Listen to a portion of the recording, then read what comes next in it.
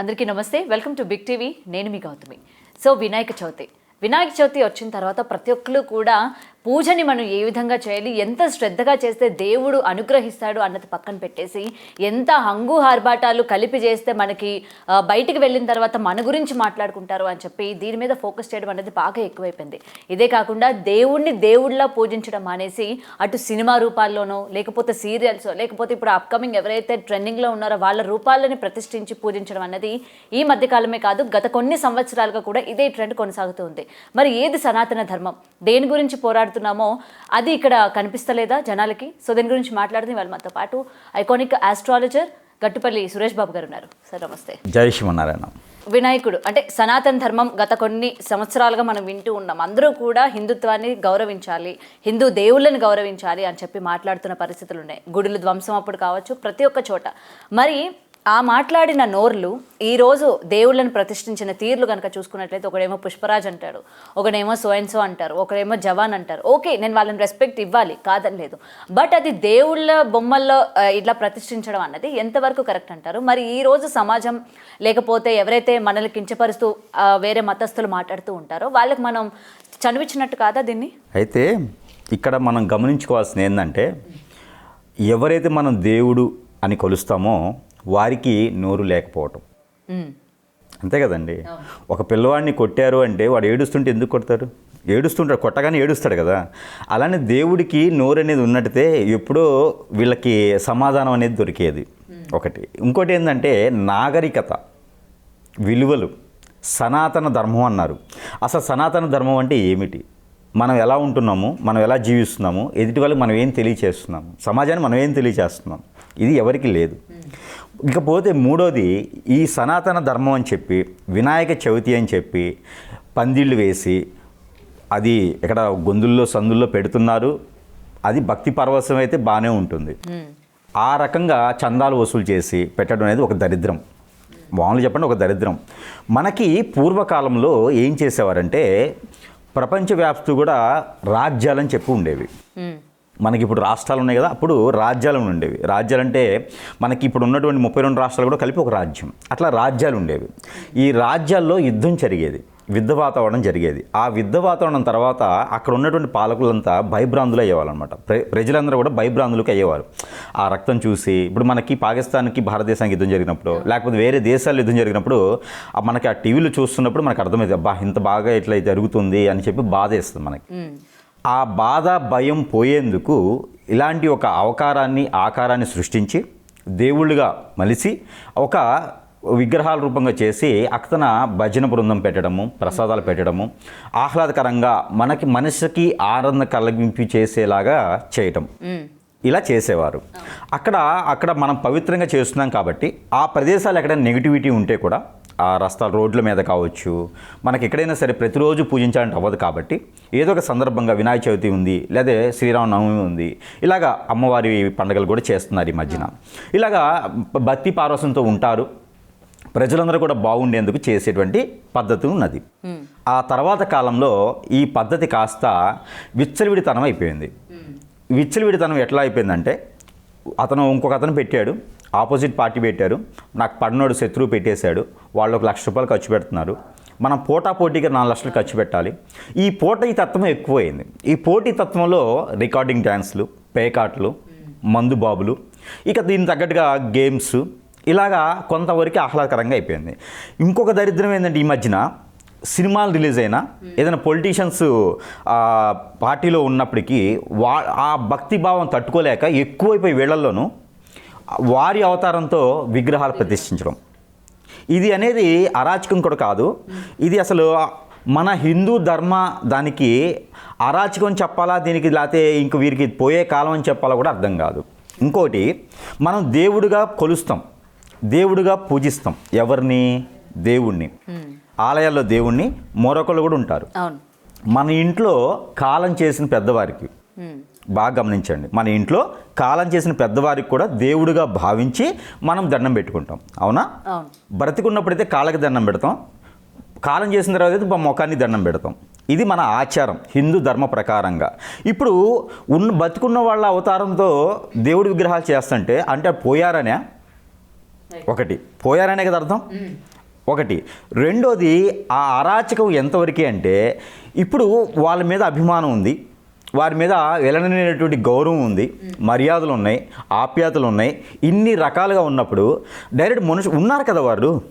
ఇప్పుడు ఆ సినిమా అవతారాలు వేసిన వారా లేకపోతే రాజకీయ నాయకులు వీళ్ళంతా ఉన్నారు కదా బతికే ఉన్నప్పుడు డైరెక్ట్ వాళ్ళని తీసుకొచ్చి పేటేసి కూర్చోబెట్టి ఆ పాలాభిషేకం అర్చనల అభిషేకాలు ఏమేమి ఉంటే వారికే చేస్తే అయిపోతుంది కదా. ఇక మళ్ళీ దానికి ఒక విగ్రహం ఎందుకు లేదు?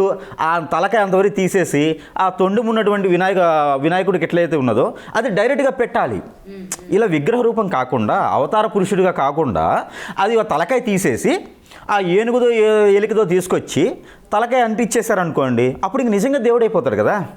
ఇక మళ్ళీ ఇవన్నీ ఎందుకు అంటే రానున్న కాలంలో అది కూడా చేస్తారేమో, సందేహమే లేదు. రానున్న కాలంలో వీరికి పిచ్చి పెరిగిపోయేసి పిచ్చి ముదిరితే ఏదేం చేస్తారన్నట్టుగా ఉంటుంది. ఇంకొకటి ఉంది, ఇప్పుడు ప్రభు ఉన్నారు, యేసుప్రభు వారు ఉన్నారు. యేసుప్రభు అవతారంతో ఎందుకు రాజకీయ నాయకుల్ని ఎందుకు సెలబ్రిటీస్ని పెట్టరు? ఎందుకంటే సిలువ వేయాలి కాబట్టి, దెబ్బ తగిలిద్ది కాబట్టి, అంతే కదా. వారి సిలువ అవతారం పెట్టారనుకోండి, సేల్ వేసి కొట్టాలి, ముఖానికి కొట్టి కాళ్ళ కొట్టి చేతులకు రెండు సేళ్ళు కొట్టాలి, అది ప్రమాదకరం అనమాట. నరకాసుడి రూపం ఎందుకు వేయరు? నరకాసుడు రాక్షసుడు కాబట్టి, అంతే కదా. వేస్తే నరకాసుడి రూపం కూడా వేయాలి కదా. నరకాసుడి రూపం వేసి ఆ బొమ్మలో పెట్టేసి కాల్ చేస్తే అయిపోతుంది, దరిద్రం పోద్ది కదా. అట్లా చేయరు వీళ్ళు, ఎందుకంటే వాళ్ళు ఆ యుగ పురుషులు కాదు కదా, వాళ్ళు దేవుళ్ళు కాదు. అంటే అక్కడ వర్తించింది ఇక్కడ దేవుళ్ళ దగ్గర వర్తిస్తారు అన్నమాట. అంటే వాళ్ళు నరకాసుడు అనగానే ఈ ప్రపంచ జనానికి ఏంటంటే నరకాసుడు రాక్షసుడు. అంటే జనాల్లో లేరు, మరి రాజకీయ నాయకుల్లో లేరు, సినిమా వాళ్ళలో లేరు, ఎందరో లేరు రాక్షసులు. ఇప్పుడు ఒకరు బాగుపడాలంటే ఇంకోళ్ళని ఎత్తిని చేపెట్టాల్సిందే కదా. మరి అదే కదండి. మరి వీళ్ళంతా నరకాసుల కింద ఇంకా ఘోరం కదా. వాసన చెప్పాలంటే నరకాసుడు ఒక రాజు, నరకాసుడు ఒక ప్రపంచానికి స్థాయి చెప్పినవాడు, నరకాసుడే ఈ యొక్క యుద్ధ సామాగ్రి కనిపెట్టినవాడు. మరి అలాంటి నరకాసుడినేమో కాలుస్తున్నాము, అవతారం దేవుని అవతారం దేవేసి వీళ్ళనేమో పూజిస్తున్నాము. నా ఆలోచన ఏంటంటే అభిమానం ఉంటే ఉండొచ్చు, కానీ వారిని డైరెక్ట్ తీసుకొచ్చి ఒక పేటేసి కూర్చోబెట్టేసి ఆ అభిషేక అచ్చం లేదు వారికే చేస్తే అయిపోద్ది కదా. దేవుని కొబ్బరికాయ కొడతాము, వారిని ఎత్తుని కొడితే అయిపోద్ది, దరిద్రం పోద్ది కదా అని నా ఆలోచన. ఇది అంటే రానున్నటువంటి సంవత్సరాలు ఇది కూడా జరగొచ్చేమో. అంటే ప్రేక్షకులకి ఏంటంటే అది మ్యాక్సిమం తెలిసి ఉండకపోవచ్చు, అడ్వాన్స్ టెక్నాలజీగా నెక్స్ట్ ఏమో చేస్తారు. దేవునికి ఆల్రెడీ కొన్ని అవతారాలు ఉన్నాయి, 10-11 రకాల అవతారాలు ఉన్నాయి. ఈ 10 రకాల 11 రకాల అవతారాలు పాటించే ఈ 10 రకాల అవతారాలు పూజించడం ద్వారా ఒక్కొక్క అవతారానికి ఒక్కొక్క విధమైనటువంటి కోరికలు, ఒక్కొక్క విధమైనటువంటి దోషాలు తొలగుతాయి. ఇలాంటి దరిద్రులు అవతారాలు వేసుకొని పూజించడం ద్వారా వారికి ఆయుక్షణం, ఖచ్చితంగా ఆయుక్షణం, గండం వస్తుంది, ఆయుక్షణం వస్తుంది. ఎవరైతే చేపించారో డబ్బులు ఇచ్చేసి వారికి వస్తుంది, చేసిన వారికి వస్తుంది. ఇది ఖచ్చితంగా రానున్నటువంటి సంవత్సరం లోపే ఇది అనుభవించేదానికైతే ఉంటుంది. ఏదో ఒక విధంగా ఇంట్లో వాళ్ళకి బాగాలేపడమో, తనకి యాక్సిడెంట్ అవ్వటమో, ఏదో విధమైనటువంటి అంటే వైద్యానికి కూడా అర్థం కానటువంటి జబ్బులతో బాధపడిపోవడం, మంచాన్ని పడటం, ఆ డైరెక్ట్గా దేవుణ్ణి చూస్తాడు ఇంకెళ్ళి, నేను ఇలా ఉంటానరా బాబు అని దేవుడి దగ్గరికి తీసుకెళ్ళి ఆయన చూపిస్తాడనమాట. అవతారం అది కాదు ఇది అని చెప్పేసి. మనకు ఆల్రెడీ భూలోకంలో చాలా రకాల అవతారాలు ఉన్నాయి.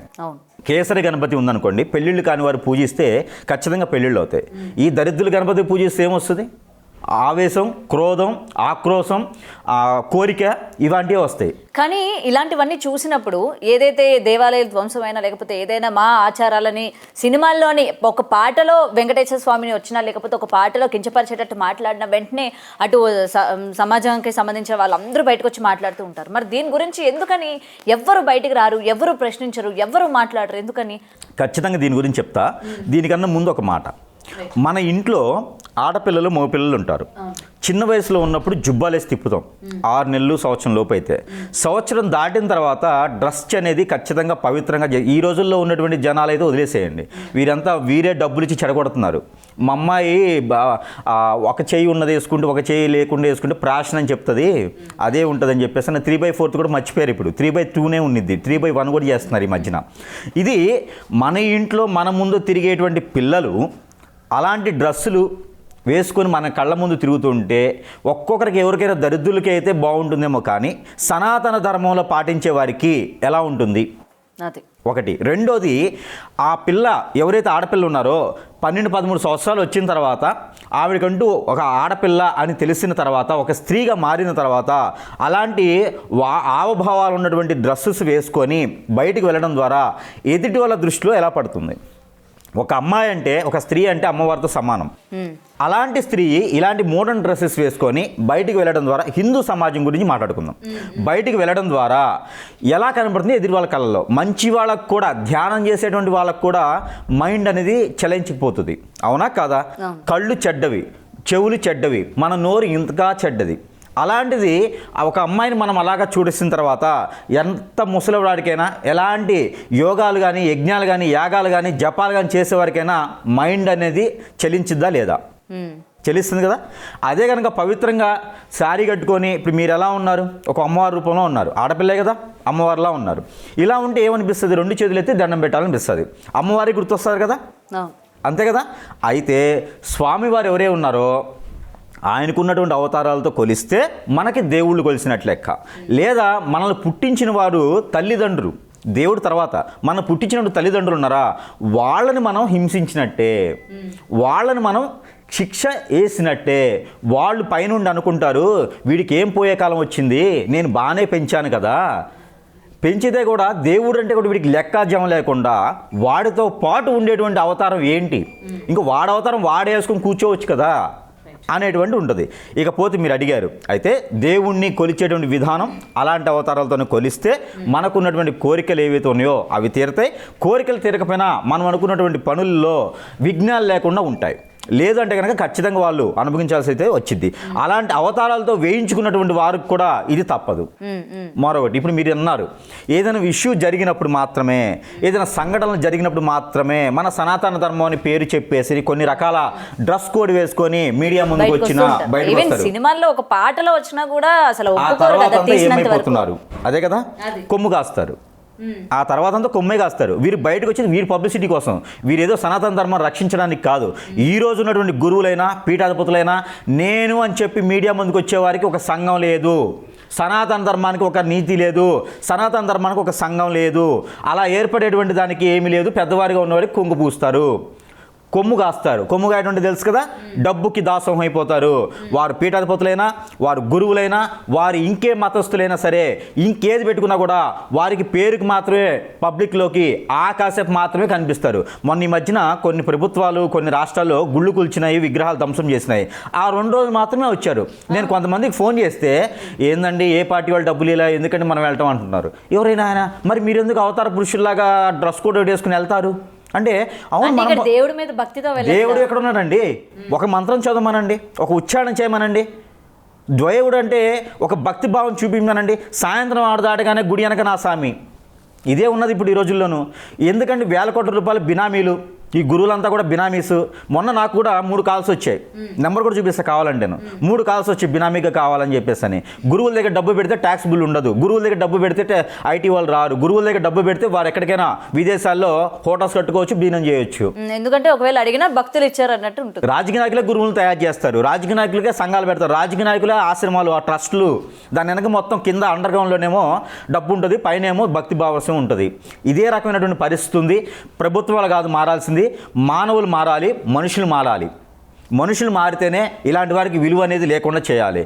ఒక పీఠాధిపతులు ఉంటారండి, ఆ పీఠాధిపతి ఏం చెప్తాడో ఆయనకే తెలియదు.